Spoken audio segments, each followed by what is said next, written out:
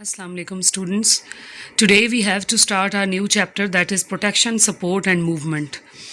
तो बेटा जैसे आपको पता है कि हमारी बॉडी का जो सबसे बड़ा पार्ट है, किसी भी एनिमल की बॉडी का जो सबसे बड़ा पार्ट है और जो सबसे ज़्यादा प्रोटेक्शन प्रोवाइड करता है वो स्किन है. Skin is also called integument and the system is called the integumentary system. Animals में स्ट्रक्चर और फंक्शन एक साथ इवॉल्व हुए और ये हम जब भी मैं आपको कोई भी लेक्चर देती हूँ किसी भी सिस्टम के हवाले से तो हम हमेशा ये बात डिस्कस करते हैं कि हर स्ट्रक्चर को उसके फंक्शन के अकॉर्डिंगली डिज़ाइन किया गया by the nature. So both of them, the structure and function, both of them have evolve together. अब इस एवोल्यूशन के जो रिजल्ट्स हैं वो ये हैं कि प्रोटेक्शन, सपोर्ट और मूवमेंट, ये तीनों वो फंक्शंस हैं which are to be perform by skin and muscles. तो ये बिल्कुल एक साथ इवॉल्व हुए.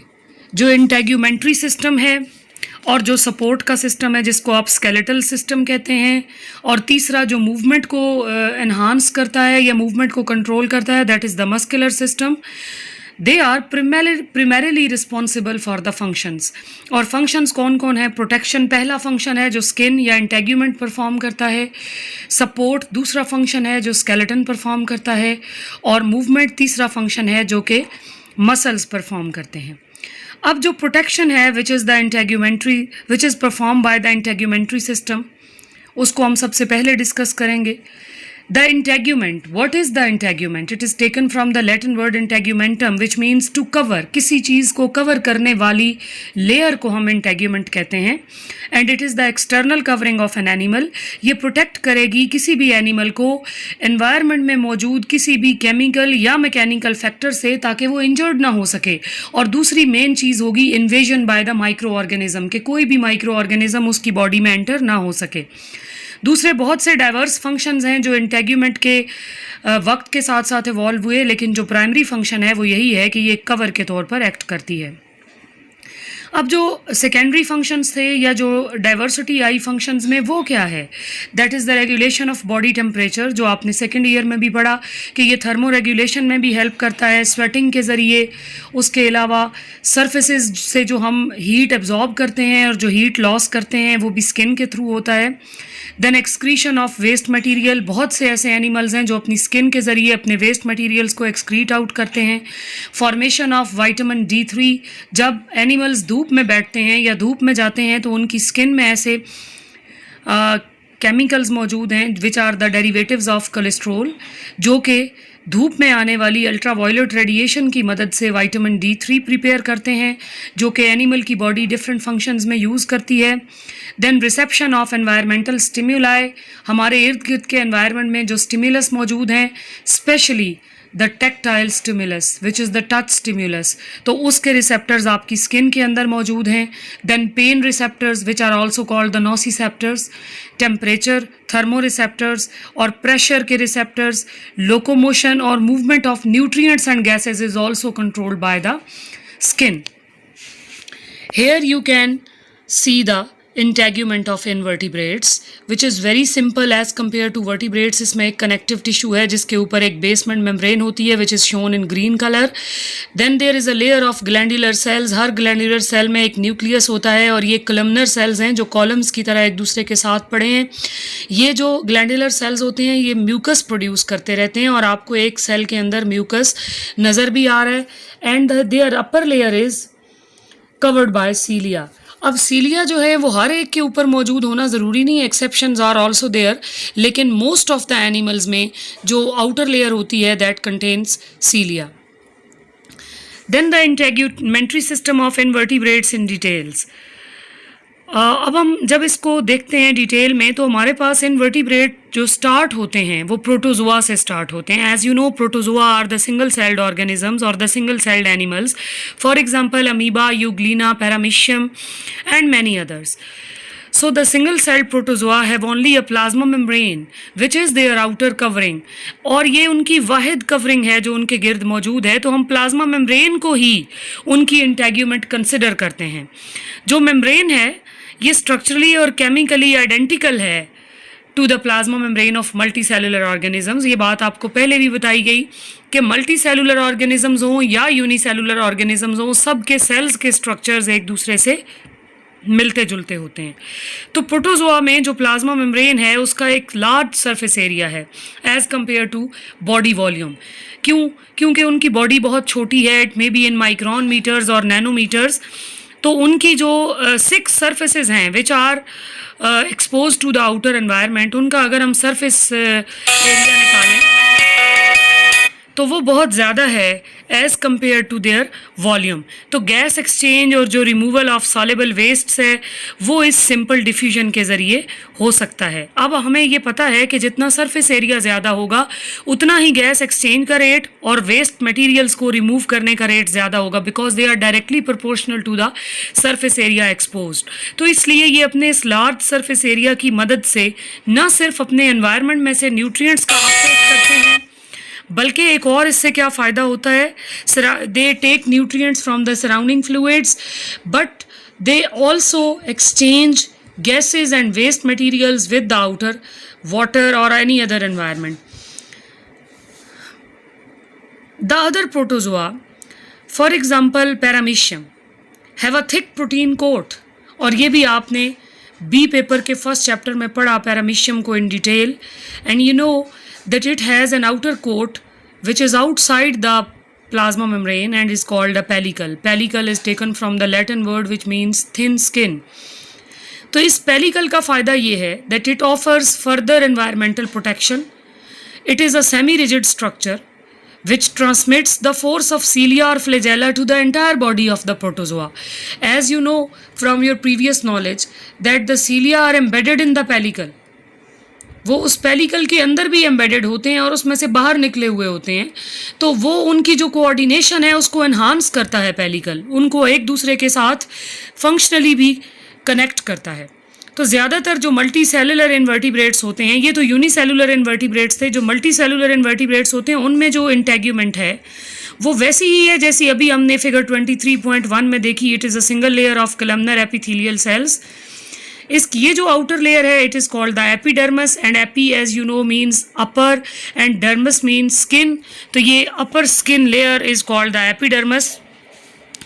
It rests on a basement membrane. नीचे एक बेसमेंट मेम्ब्रेन होती है जिसके ऊपर ये मेम्ब्रेनस लेयर होती है which is called the epidermis. और बीनीथ द बेसमेंट मेम्ब्रेन, ये साथ ही आपको फिगर भी नज़र आ रही है इसमें, आप देख सकते हैं बेसमेंट मेम्ब्रेन के नीचे एक थिन लेयर है which is made up of connective tissue fibres and connective tissue cells. तो एपिडर्मल सेल्स जो होते हैं they are exposed at the surface of the animal, और इनके ऊपर दे मे पोजेस सीलिया।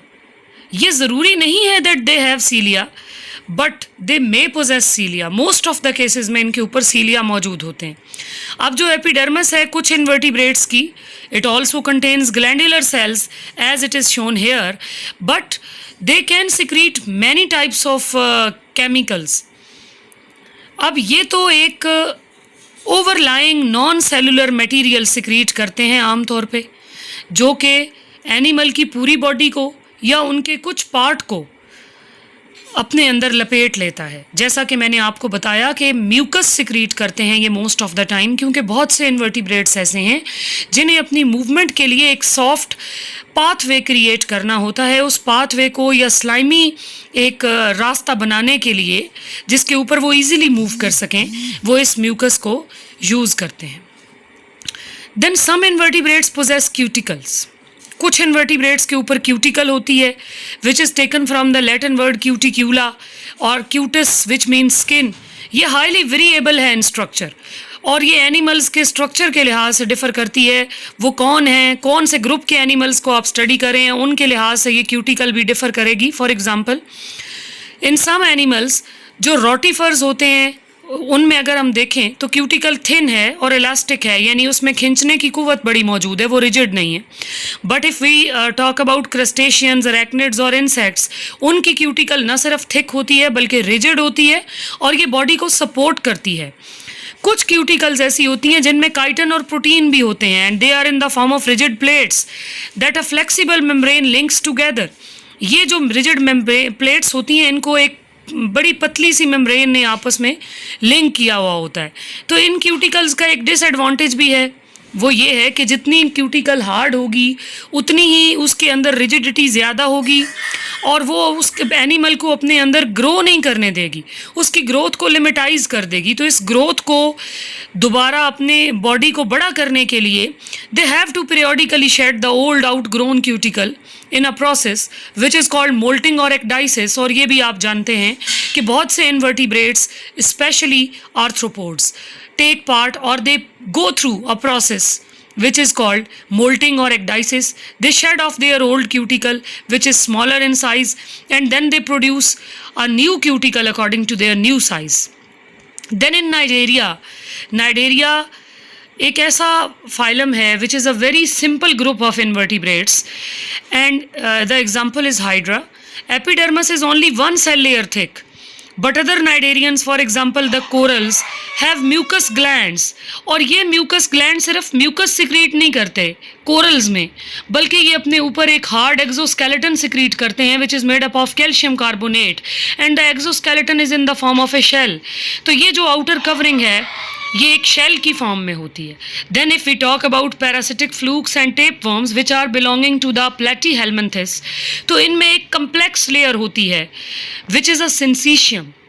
और आपने चैप्टर 2 में भी पढ़ा होगा कि सिंसीशियम क्या होती है। एक ऐसी लेयर होती है जिसमें कैरियोकाइनेसिस तो होता है मगर साइटोकाइनेसिस नहीं होता। So it is a multi nucleated layer जिसमें फर्दर सेल डिवीजन मतलब साइटोकाइनेसिस नहीं हुआ, साइटोप्लाज्मिक डिवीजन नहीं हुई। तो एक ही सेल है जिसके अंदर बहुत से न्यूक्लियाई फ्लोट कर रहे होते हैं। This is called a syncytium. तो इनमें ये सिंसीशियम एक कॉम्प्लिकेटेड स्ट्रक्चर होता है, ये एक टेग्यूमेंट बनाता है। टेग्यूमेंट आपको पता है कि लैटिन है विच मीन्स टू कवर। तो इस टेग्यूमेंट के मेन फंक्शंस क्या हैं? ये न्यूट्रिएंट्स इंजेस्ट करता है, प्रोटेक्ट करता है बॉडी को। और किस से प्रोटेक्ट करता है? देखिए platyhelminthes as you know are mostly endoparasites and they are living inside the digestive systems of vertebrates. तो डाइजेस्टिव सिस्टम ऑफ वर्टिब्रेट्स के अंदर बहुत सी टाइप्स के एंजाइम्स हैं जो कि प्रोटीन्स के ऊपर एक्ट करते हैं। तो ये इन प्रोटीन्स को, ये जिस प्रोटीन से ये लेयर बनी हुई है, इसको भी डिज़ोल्व कर सकते हैं। तो ये टेग्यूमेंट जो है स्किन को डिज़ोल्व होने से बचा लेती है क्योंकि ये डाइजेशन बाय होस्ट एंजाइम को स्टॉप करती है, उसको रोक देती है। Then nematodes and annelids have an epidermis that is one cell thick and it secretes a cuticle. ये एक क्यूटिकल सिक्रीट करती है जिसकी बहुत सी लेयर्स होती हैं। और जो इकाइनोडर्म्स की इंटेग्यूमेंट है उसके ऊपर भी थिन सीलिएटेड एपिडर्मस होती है और एक उसके बिल्कुल नीचे एक कनेक्टिव टिश्यू डर्मस है, यानी एक एपिडर्मस है उसके नीचे डर्मस है जिसके अंदर कैल्शियम कार्बोनेट होता है। And if we talk about arthropods, they have the most complex type of invertebrate integument और वो उसकी वजह यही है कि उनकी जो integument है that is a specialized form which also takes part as an exoskeleton।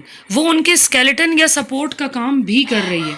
तो अगर यहाँ पर आप देखें तो यहाँ एक क्रस्टेशियन और एक इंसेक्ट की आपको क्यूटिकल दिखाई गई है। तो आप यहाँ अंदाज़ा कर सकते हैं कि ये कितनी कॉम्प्लिकेटेड होती है। Here is a basement membrane, then the epidermis, और एपिडर्मस के ऊपर एक थिक लेयर ऑफ क्यूटिकल है। अब इस क्यूटिकल के अंदर भी 3 लेयर्स हैं, uncalcified layer, calcified layer and epicuticle which is the calcified and pigmented layer. और इसी तरह अगर हम इंसेक्ट में देखें तो उनमें कैल्सिफिकेशन नहीं होती क्योंकि जो क्रस्टेशियंस हैं ये वाटर बॉडीज़ में रहते हैं और वाटर बॉडीज़ में नेचुरली कैल्शियम कार्बोनेट प्रेजेंट होता है, वो इनके ऊपर ऐड अप होता जाता है। लेकिन अगर हम इंसेक्ट्स की बात करें तो इनमें ये 3 लेयर्स एंडोक्यूटिकल, एक्सोक्यूटिकल और एपिक्यूटिकल की फॉर्म में होती हैं and they are made up of chitin. और ये काइटन वही है जो कि फंजाई की सेल वॉल में भी प्रेजेंट होता है और आर्थ्रोपोडा के एक्सोस्केलेटन में भी प्रेजेंट होता है। इट इज़ अ पॉलीसेकेराइड और ये बहुत से केमिकल्स यानी प्रोटीन्स के साथ भी बॉन्डिंग करता है और इस बॉन्डिंग के बाद जो एक कम्प्लेक्स केमिकल क्रिएट होता है वो इस क्यूटन को या क्यूटिकल को प्रोड्यूस करता है। ठीक है जी, तो कल हम इंटेग्यूमेंट्री सिस्टम ऑफ वर्टिब्रेट्स अपने नेक्स्ट लेक्चर में पढ़ेंगे इंशाल्लाह। अल्लाह हाफिज़।